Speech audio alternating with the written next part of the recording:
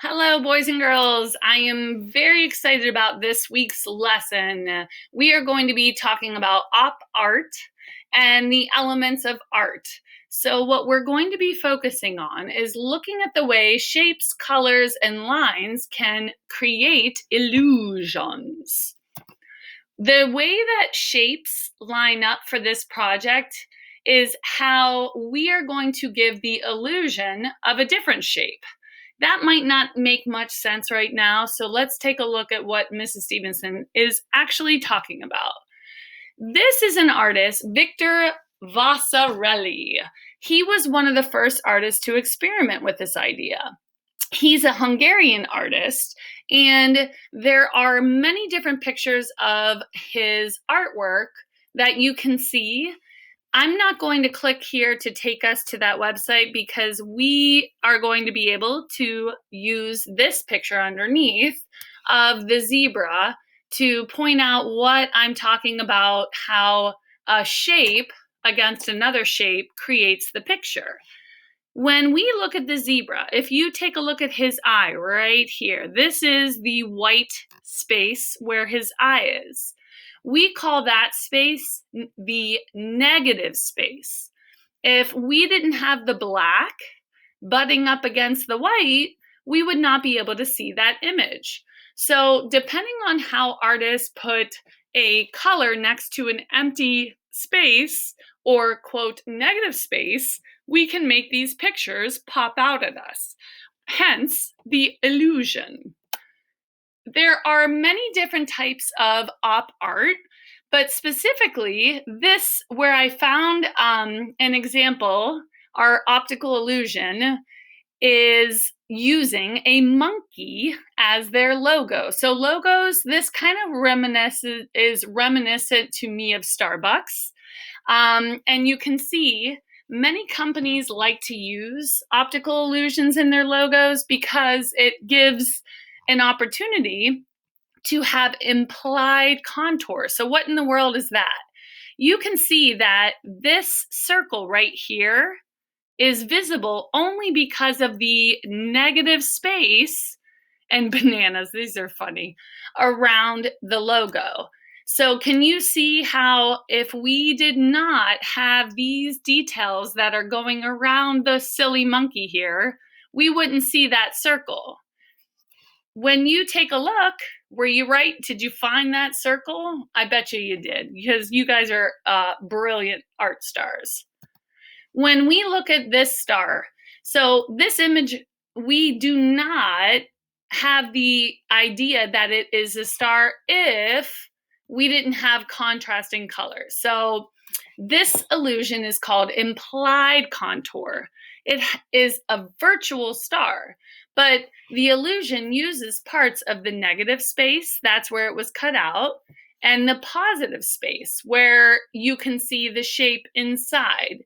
If you take this negative space out of the positive, you can see the star pop out. If you remember in second grade when we did our Japanese noten designs, we cut out a positive shape, flipped it over and connected. This is exactly the same principle. If you're looking at implied contour, it truly means a line or contour created by an illusion, but it's not really there. So the illusion is created when the edges of the shapes follow the implied line. That's all about our project with this. And because of Memorial Day, we are going to celebrate America with the symbol of our star. So you can see the implied contour of a star in these designs. What we're going to focus on is what kind of optical illusion that you want to create with your line pattern. So maybe you want to use warm colors inside the stars to give that illusion a little bit more oomph. Can you see that the cool colors are in the background, the blues? Warm colors, I always think of a warm sunset or fire. Cool colors, I think of the winter, blues, purples, greens. So red, yellow, and orange, along with tints and shades, which you guys are familiar with, They remind us of fire and summer. It's coming up close. So warm colors actually appear to move forward and closer to the viewer. That's why it might be fun to experiment with your optical illusion using warm colors. Cool colors, my blues, purples, and greens, they remind us of a shady spot or of winter. Cool colors can appear to kind of recede. That means go in the distance or move away from the viewer. So artists use color intentionally, especially with optical illusions. If you look at some of these designs with our implied contours of the stars, my challenging one is this one in the center. It's called one point perspective. It looks like it shoots out all from the same space. And I really like that design with optical illusions because it gives it that much more power in your design. If you take a look, can you see the star appear to move forward when we start to use the warm colors in the stars and the cool colors are used in the background? It makes it a really interesting observation because the warm colors do seem to be popping out more. Now, these designs, they're only using our tints and shades of blue. If you think of our ghost eye trees, we called those monochromatic. So we use white for our tint and we use we use black for our shade. So this is called monochromatic, and mono means one, chroma means color. So one color.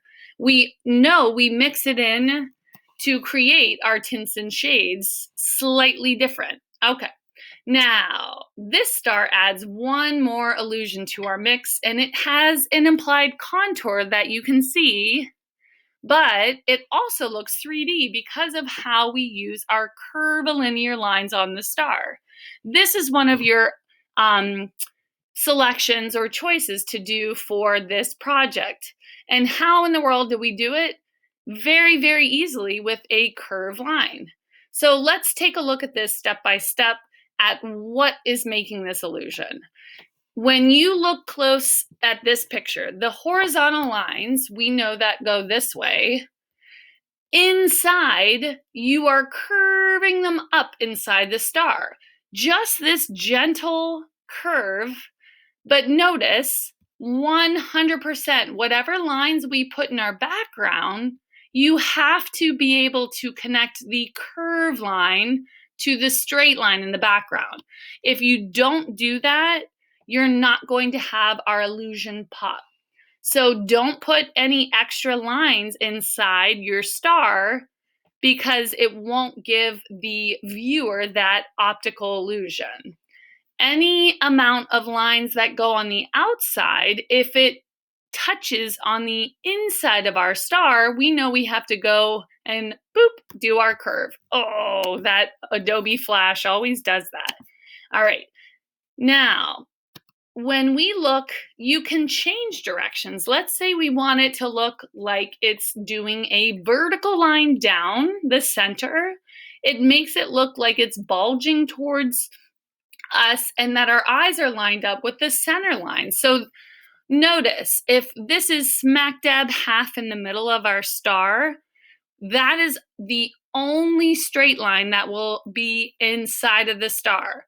The rest are slightly curvilinear here to connect the outside line here, curvilinear here to connect the outside line, so on and so forth. Since this line is bulging straight towards us, it appears to be straight and not curved, which truly it is. Since this line is to the right of our eyes, when it bulges towards us, the line appears to curve to the right. So it's showing movement even though it's completely still. That's what's so cool about optical illusions. The curved vertical lines to the left of the center line make it look like the star is bulging towards us and that our eyes are lined up with that center line again. If you, excuse me, Since this line is to the left of our eyes, when it bulges towards us, it looks like it's moving to the left again. And again, that implied movement. So when we put them all together, look at how cool they end up shooting right out towards us. We're going to add our black and checkered pattern inside our star. But where should the black go in our background? So this is the magic, and this is where we get frustrated. If you make a mistake, it does not matter. Boop, you can turn it into a beautiful oops. But notice, this right here, would I have to leave this white or black? Do, do, do, do, do, do, do. You are correct. I have to leave it white because if I put black, I wouldn't see the implied shape of my star. So here's where the black goes instead. The black square touches anywhere there's a white. Can you point out where you would add another black square and tell me why? Let's think about it. When you add your black checkered pattern and it creates an implied outline of the star, you know you did it correctly. So let's say this black, even though it's right near here, which is another black shape, it's touching this space here. So we know we have to alternate white, black, black sliver here, black, white. So it's always going to be not, so the only way the optical illusion will work is if you only have a positive and a negative space. Then remember how we use those warm and cool colors? Once you establish your checker of black and white, you can try to think about what other colors that you may want to have your artwork look like. But what's different about the pattern inside our star? Does it look like it's jumping out to you? Can you see that the star has the black and white areas reversed for each square? So it's completely the opposite from the outside to the inside, and that's what gives us our illusion. What do you think happens when we would add a cool color into the background of this star design? So right now it's all warm color. I much prefer the contrast. So now to Mrs. Stevenson, and I hope you see it too, because we have the warm color on the inside of the star, it tends to jump out in space even more because we added our cool blue in the background. Were you right with your hypothesis? I bet you were. So just for fun, this star has a variety of warm and cool colors. That's what I was talking about.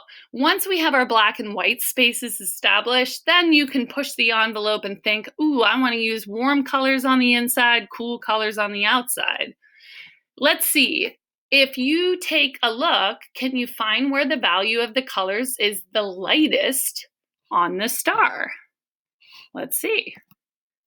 Where is the value of the colors that are the darkest on the star?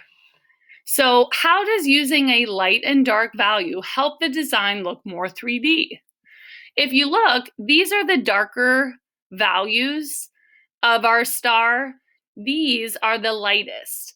Because we put the lightest in the center, that helps it look even more three-dimensional, like it's jumping out to us. So which design are you going to try? There are so many different designs. Either one is fine. It's just your preference. What kind of colors do you think you're going to use? Again, you get to decide. If you are going to use, what kind of colors will you use on the inside versus the outside? All these different possibilities. Each one makes it feel differently. These, I want to give credit to Expressive Monkey, where I found this, and it is a great site where you could find even more. I cannot wait to see your wonderful optical illusions, and I will hopefully be seeing them on the Padlet. Remember, double click on there if you don't see the plus sign, and it automatically adds it to the site. Bye, boys and girls.